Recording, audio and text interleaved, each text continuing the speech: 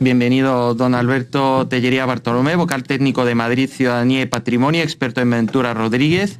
Esta comparecencia es a petición del Grupo Parlamentario Más Madrid, al objeto de asesorar con base en sus investigaciones sobre los valores e historia de la Real Casa de Correos. Y para aclarar los tiempos, de conformidad con el artículo 211 del reglamento, en primer lugar tendrá la palabra para informar sobre el objeto de la comparecencia nuestro invitado en la comisión, don Alberto Tellería.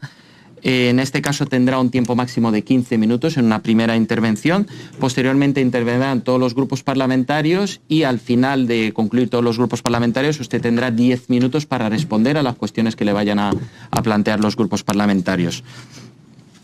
Y dicho esto, vamos a comenzar con la exposición inicial del compareciente, así que a partir de este momento, si tiene todo preparado con las diapositivas y demás.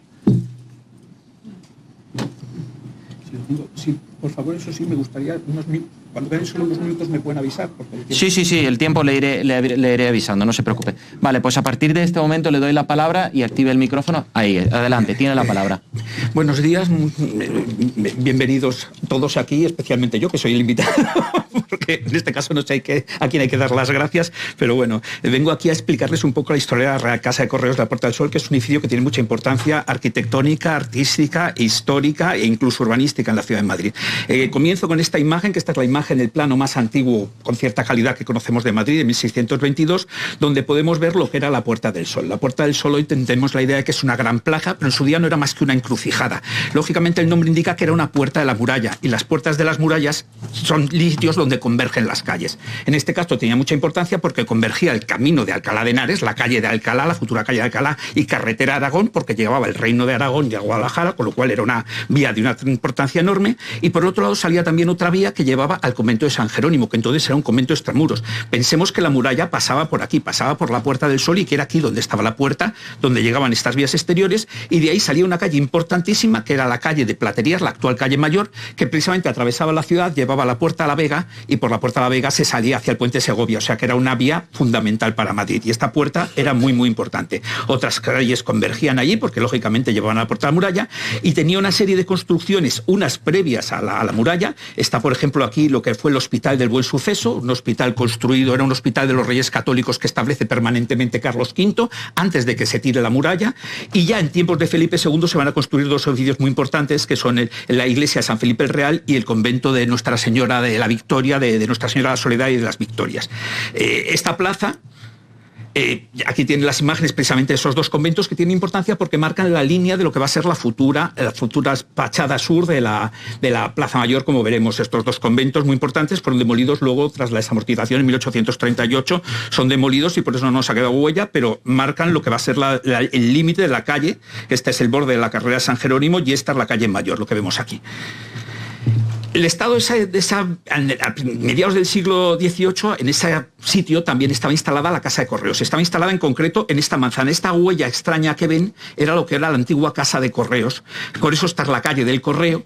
Y entonces eran dos manzanas muy deformes, en las que el rey decide que esa Casa de Correos, que se ha quedado pequeña, que en 1750 Fernando VI decide que hay que construir un gran edificio emblemático. Es curioso porque era una previsión que no estaba hecha hace tiempo. Entonces, por ejemplo, este edificio es uno de los que hay que demoler para hacer la Casa de Correos. Esta es la esquina de la Puerta del Sol con la calle Carretas, y es un edificio, como vemos, hecho por Juan Bautista Sacchetti, el arquitecto del Palacio Real, el arquitecto del rey en ese momento. Sin embargo, sorprendente, no va a ser él el que va a hacer este edificio, sino que va a ser Ventura Rodríguez. Es curioso que el rey no le encarga al arquitecto real la construcción de un edificio de esta importancia, sino a segundos a bordo. La razón es que el arquitecto Ventura Rodríguez, que era el ayudante del otro arquitecto, ha ido ganándose el favor real y en este momento está sustituyendo en el favor real a Sacchetti, y se va a transformar en el arquitecto más importante del siglo XVIII en España. Es el más importante porque es el arquitecto que, por su trayectoria de ser arquitecto del Arzobispado de Toledo, de ser arquitecto del Consejo de Castilla, va a tener obra en todas las comunidades autónomas españolas, excluidas Baleares y Cantabria. Tiene obra en toda España y sus discípulos van a construir en toda España, y va a cambiar el modo de construir y el modo de diseñar la arquitectura en toda España gracias a Ventura Rodríguez.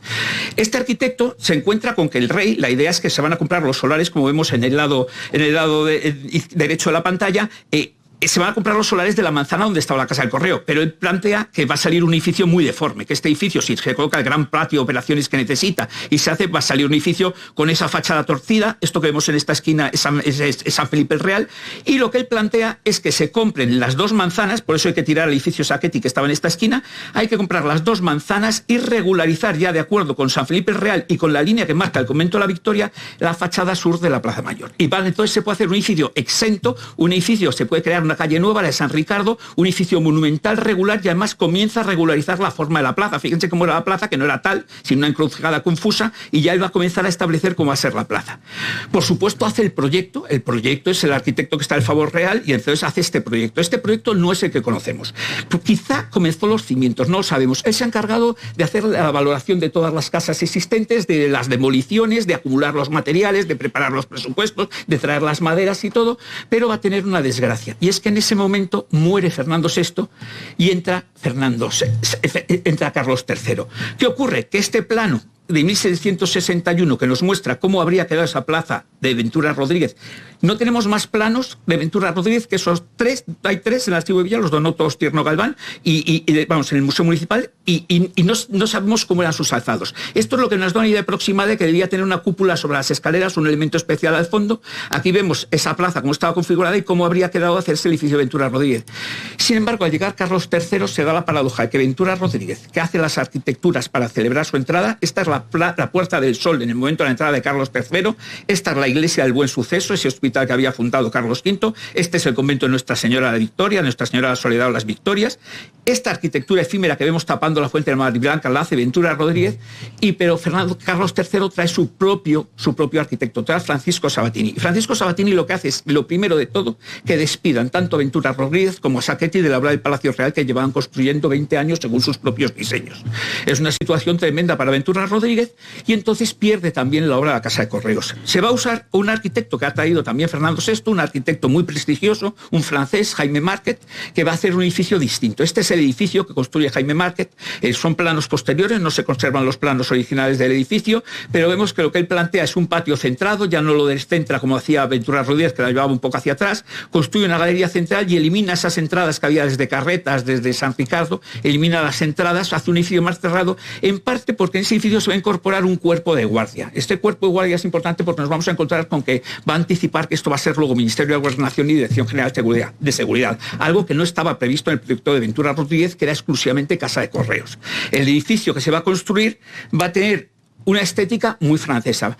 Jaime Marquet es un arquitecto prestigioso de calidad en Francia. De hecho, cuando viene traído a España por Fernando VI, el sueldo que tiene es justo inmediatamente inferior al de Sacchetti y el doble de lo que cobraba Ventura Rodríguez. Él va a hacer su edificio, que es el que conocemos. Es un alzado muy francés, con una solución bastante insólita, con un basamento muy elevado, con una entreplanta visible con balcones, una solución en la que hace el cuerpo noble parezca menos, pero es un edificio de gran calidad arquitectónica, muy elegante.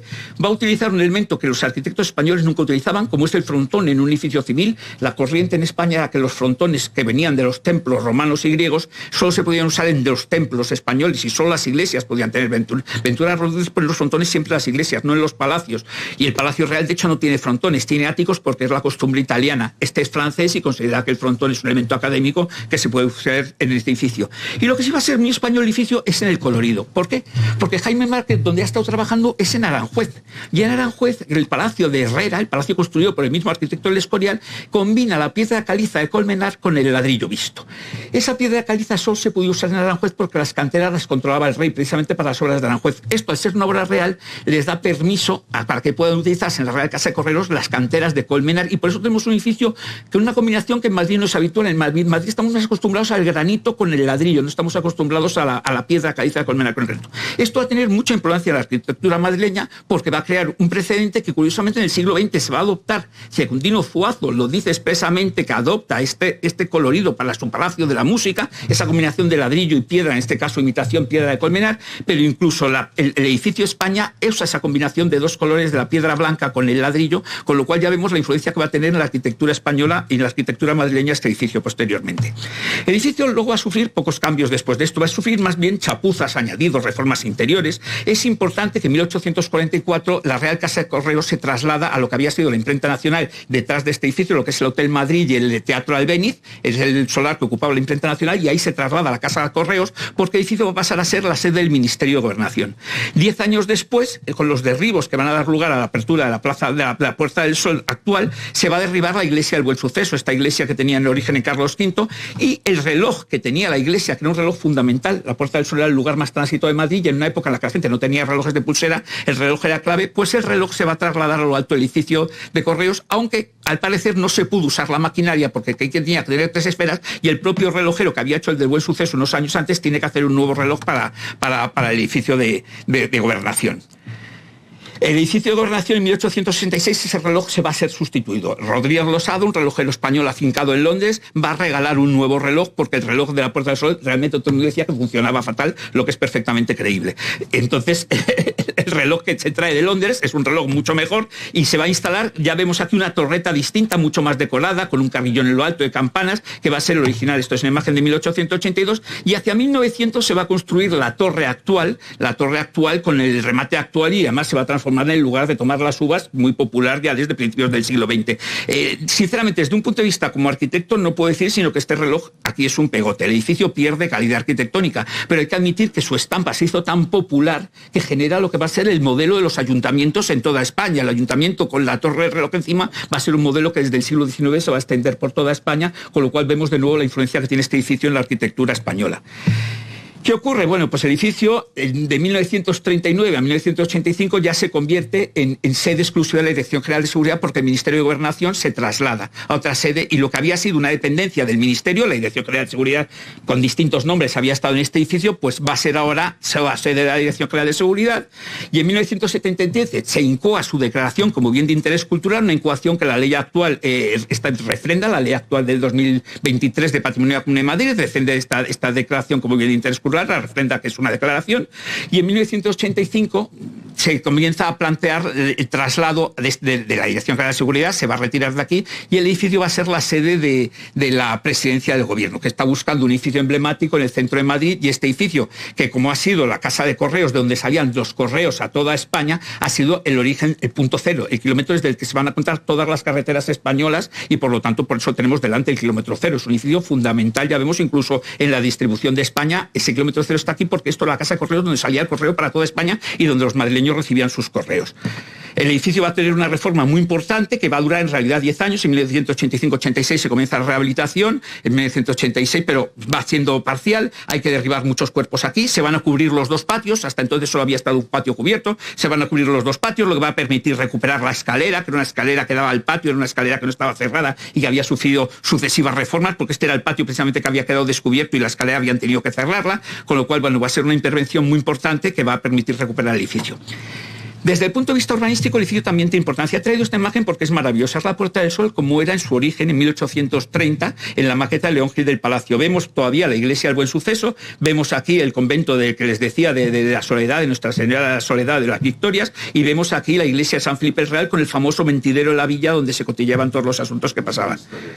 En el Museo de Historia. Esta es la maqueta que está en el Museo de Historia de León Gil del Palacio, una maqueta de una precisión extraordinaria en 1830. Es una maqueta soberbia que nos permite ver, pero en ese momento también surge la necesidad de cambiar esta Puerta del Sol. Las desamortizaciones han permitido tirar estos edificios. En 1854 se tira el Buen Suceso, y una propuesta que ya venía, fíjense, este plano es del siglo XVIII, 1696, donde ya se plantea construir una bolsa, regularizar la plaza y poner en el centro el edificio, centrar una plaza con el edificio de Gobernación aquí en el centro. Pues es una reforma que va a generar una serie de proyectos. Hay un concurso de proyectos, de hecho, y vemos proyectos, por ejemplo, que le dan una importancia enorme al edificio, como este que abre incluso una calle frontal para que se vea el fondo con una fuente en el centro, y vemos los sucesivos proyectos que se presentan al concurso, todas estas remodelaciones, incluso varias de ellas centran de nuevo la plaza, plantean una planta con este edificio como centro, aunque al final la que se va a adoptar es una solución un poco extraña, ni chicha ni limonada, porque ni lo colocan en el centro ni lo descentran del todo, hecho más que nada por la facilidad de las expropiaciones. Facilitaba mucho las expropiaciones de hacer la plaza algo desplazada, permitía hacer una plaza de gran tamaño y por lo tanto resolvía los problemas más fácilmente fácilmente que las soluciones que centraban el edificio. Pero vemos cómo el edificio ha sido fundamental incluso para el trazado de la Plaza de la Puerta del Sol desde un principio, porque establece el límite sur y la ampliación posterior. El edificio, naturalmente, están las obras de la plaza, o sea, aquí vemos el edificio, esta es la Puerta del Sol antes de las demoliciones, fíjense, no existe la puerta, había edificios que estaban aquí pegados, y aquí se había tirado San Felipe el Real, se había construido la Casa del Cordero. Esta torre es de donde luego van a salir los teléfonos y telégrafos, porque Correos va también a tener telégrafos y por lo tanto va a usar el edificio al lado para desde esta torre poder establecer los cableados. Y en 1857 y 59 se comienza, esto es imagen de 1859, cuando se han tirado los edificios y se está construyendo, fíjense, están los andamios y los solares de los futuros edificios de la actual Puerta del Sol. Es muy curioso porque se ha traído ya la fuente. Esta fuente se instaló en la glorieta de San Bernardo, es una fuente con la que se celebró la llegada de agua del canal de Isabel II a Madrid. Esta es tal cual como se trasladó. La fuente luego se llevó a la glorieta de Cuatro Caminos y en la actualidad podemos ver todavía la entrada de la Casa de Campo. Es una fuente viajera. En cambio, la plaza es esta. Esta es la plaza que tenemos, que bueno, ha quedado ya con el edificio de Gobernación dominándola, con la gran fuente en el centro. La fuente incluso se hace simétrica a raíz de la reforma definitiva, y tenemos esta plaza unitaria, una plaza concebida como una plaza arquitectónica, por eso nunca ha tenido vegetación, porque es una plaza, es de las pocas plazas madrileñas con la plaza mayor y lo que quiso ser la Plaza Oriente con una regularidad en su arquitectura. Para informarle le queda un minuto, vale, un poquito perfecto. menos de un minuto. Pues me queda muy poco, pues entonces lo que ha sido el edificio es testigo de montones de acontecimientos. Tenemos aquí desde la Vicalvarada a la celebración de la toma de Tetuán, la entrada de Serrano tras la toma de Bilbao, la celebración de la boda de Alfonso XII, por supuesto la celebración de la República, la entrada y la decoración del edificio para Poincaré. Pero el acontecimiento más conocido para todos es sin duda el 2 de mayo. Es muy conocido por el cuadro de Goya, que no nos representa un fondo real, pero he traído este grabado porque es muy interesante, donde vemos incluso que están disparando desde lo alto del edificio de Correos, están disparando. Lo que no sé si dispara un francés o un español, con lo cual no puedo saber si es un patriota o un enemigo de la patria. En cualquier caso, aquí tenemos todavía la Iglesia del Buen Suceso, y esto genera que la Puerta del Sol pues siempre se haya celebrado el 2 de mayo. Es uno de los sitios de celebración, porque en Madrid hay muchos lugares en los que pasaron cosas. Esta es una imagen de cuando la plaza está demolida en 1858, un desfile celebrando, y aquí tenemos a Alfonso XIII descubriendo la placa que en 1908 sufraga el Círculo de Bellas Artes y que todavía está en la fachada del edificio. Tiene que ir concluyendo. Y concluyo porque estas son las tres, esta es la última imagen, son las tres placas posteriores. Estas placas ya son posteriores a la declaración como bien de interés cultural. Una es la del Colegio de Arquitectos, es una placa que se repite en muchos edificios de Madrid, que habla exclusivamente de los valores de edificios, son placas pequeñas de bronce colocadas en lugares discretos. Las otras dos placas, como vemos, una está instalada en marzo de 2004 y está a los ciudadanos que ayudaron, auxiliaron a las víctimas del atentado del 11M, y la otra que vemos es a las víctimas de la COVID, y es una placa que se instala en el año 2020. Con esto he terminado. Pues estupendo, muchísimas gracias, don Alberto Tellería, gracias por su exposición. No, quédese. Sí. Vale, lo único, desconecte el micrófono. Vale, perfecto. El micrófono, ahí está. Y ahora le tocará escuchar todos los grupos parlamentarios que van a intervenir uno tras otro, y luego ya tendrá un turno de 10 minutos para responderles o hacer cualquier apreciación que considere. Señor Corral, concluido el turno de los grupos parlamentarios, le corresponde el turno al compareciente. En este caso tiene tiempo máximo de 10 minutos. Si quiere le aviso cuando se le vaya acabando. Así que le doy la palabra para concluir esta comparecencia. Adelante. Realmente creo que prácticamente se han contestado unos a otros. Realmente a mí preguntas me han hecho muy pocas. Las preguntas solo han recibido de Vox y del Partido Socialista. Entonces yo voy a contestar las preguntas que se me han hecho. Se me ha preguntado, en principio, aquí hay un tema. Se ha utilizado un lenguaje a veces equivocado. Resignificar y poner una placa en homenaje a las víctimas no es exactamente lo mismo. Se resignifican los monumentos que tienen un carácter conspicuo de defensa de un régimen, entonces hay que resignificarlos. En este caso no estaríamos hablando para nada de una resignificación. Estamos hablando de la instalación de una placa en recuerdo de unas víctimas. Se me ha dicho si es pertinente esa placa. Claro que es pertinente. Realmente se ha dicho, es que es una placa muy trágica, es muy tremenda. Es que las tres placas que hay en este momento son tremendas. Las tres placas son las víctimas del 2 de mayo, una matanza espantosa que no solo tuvo lugar aquí. En Madrid hay muchos más sitios de celebración. Tenemos el cementerio de la Florida, tenemos el Paseo del Prado con el Campo de la Lealtad, donde hubo precisamente la mayor matanza. O sea, tenemos muchos elementos. Esa placa es muy luctuosa. La otra la placa, las víctimas de la COVID fue una verdadera catástrofe. Y no digamos lo del 11M, o sea, las 3 placas son trágicas y luctuosas. Se trata de celebrar acontecimientos felices, no son las placas las que hay en la Puerta del Sol las que lo están celebrando. Pero lógicamente lo que estamos es recordando a víctimas. En ese sentido, recordar a las víctimas de las que fue ya no testigo, como en el caso del 2 de mayo, sino protagonista del edificio, a mí me parece absolutamente pertinente. Estamos hablando de un homenaje a víctimas que no fueron, como se ha dicho también, no, que están. Todavía hay personas vivas, aunque es una periodo de hace 50 años, hay personas vivas que sufrieron esas torturas en ese sitio y, como hemos oído, fueron torturas espantosas. Realmente esa placa tiene sentido en ese sentido. Me parece que esa placa es pertinente. Quizá no son tan pertinentes. En mi opinión, la del COVID debería estar en IFEMA, un lugar con muchas visitas y donde fue el magnífico hospital de campaña improvisado que salvó tantas vidas. Me parece que es el sitio más adecuado para la placa del COVID, que en la Puerta del Sol, que no fue testigo de ese acontecimiento. Hemos visto la Vicalvarada, la noche de San Daniel, muchos acontecimientos de la Puerta del Sol no han estado recordados en la propia Puerta del Sol. Sin embargo, tenemos una placa, un acontecimiento que no tuvo lugar allí. Y lo mismo me pasa un poco con el 11M. Creo que Atocha sería un mejor sitio para esa placa, donde hemos tenido un monumento tan abstracto que el que no lo conocía, nadie sabía que eso era el monumento. La mayor parte de la gente pensaba que era un respiradero o un lucernario, el monumento que teníamos, y también es un sitio porque pasan tantos millones de personas que me parece que es interesante. Hay que tener en cuenta que en España somos muy reticentes a poner recordatorios luctuosos en edificios que fuesen, digamos, de uso civil con otro uso. En Francia es normal entrar en las estaciones de tren y encontrar los ferroviarios muertos, monumentos a los ferroviarios muertos en la guerra del 14 y en la Segunda Guerra Mundial. Es la estación de tren, pero ahí tiene esos monumentos. Bueno, pues que parece el sitio adecuado, es la estación y fueron los ferroviarios los que murieron. Es un tema que, en efecto, en el extranjero se ha ido extendiendo.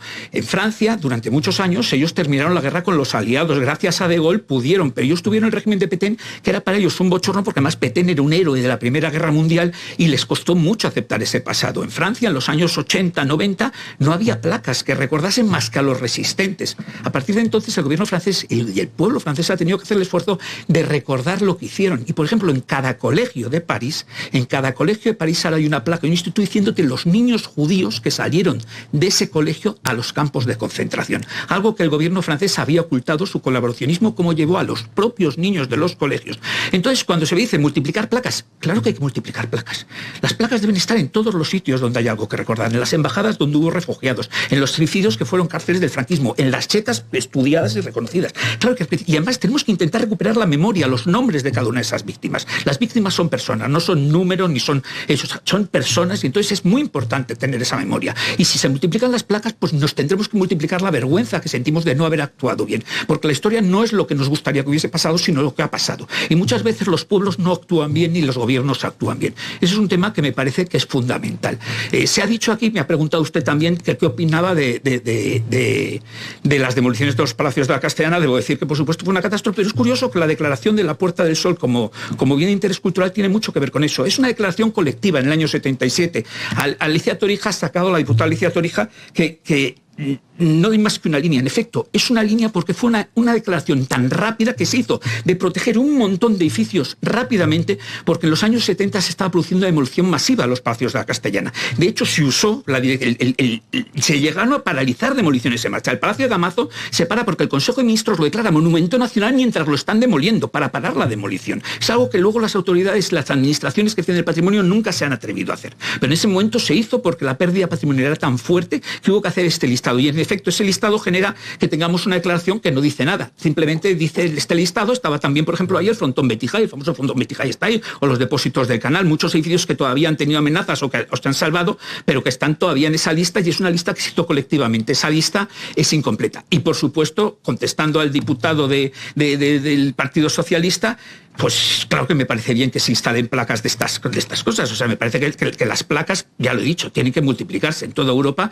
hemos visto cómo se multiplican, y en España creo que deberíamos comenzar a multiplicarla, porque tenemos un pasado que ha sido trágico, y no se trata de insultar a los que lo hicieron, sino de reconocer a los que lo sufrieron. Las víctimas merecen ese homenaje, y en este caso tenemos incluso a víctimas vivas. Las víctimas de la guerra civil ya han muerto, pero yo soy de la generación cuyos padres todavía la vivieron directamente. Los recuerdos que tengo de la guerra civil son muy vivos. Mi sobrina, mi nieto, ya no los tienen esos recuerdos. Y eso es tremendo, porque vamos perdiendo una memoria muy importante que yo recibí en primera persona, de personas que habían sufrido. Mi madre pasó toda la guerra del asedio en Madrid, evacuada en el Palacio de la Marquesa de la Laguna, y pasó aquí toda la guerra, y esa memoria La hemos perdido y la estamos perdiendo a un ritmo que a medida ya la gente de la guerra civil prácticamente no queda nadie vivo y dentro de poco comenzará a no quedar nadie vivo tampoco de la memoria del franquismo. Es muy importante recuperar estas memorias antes de que se pierdan y por supuesto homenajear a todas las víctimas. Todas las víctimas merecen reconocimiento y todas las víctimas merecen que hagamos el esfuerzo de investigar lo que sucedió, quiénes fueron y de poner las placas que se necesiten poner. Y si se llena la ciudad de placas, pues ¿qué quiere? Tenemos muchas placas dedicadas a personas que no sabemos ni quiénes son. Y las calles de Madrid, la mitad de las veces decimos, ¿y este quién sería? Que tiene un nombre y una calle dedicada. Pues si tenemos calles que no sabemos quiénes son, pues mejor tener placas en los sitios adecuados reconociendo quién sufrió allí y por qué sufrió allí. Creo que con eso he contestado a todos. Es que pues, no me han preguntado nada más, han sido ellos dos. Me parece estupendo. Le quedaba un poco tiempo, pero bueno, perfecto. Damos por concluida su comparecencia y por supuesto le agradecemos a don Alberto Tellería Bartolomé habernos acompañado en esta comisión en la Casa de Todos los Madrileños y en cualquier momento pues estaremos encantados de volver a escucharle. Muchas gracias. Gracias. Ahora sí puede abandonar la mesa de la comisión.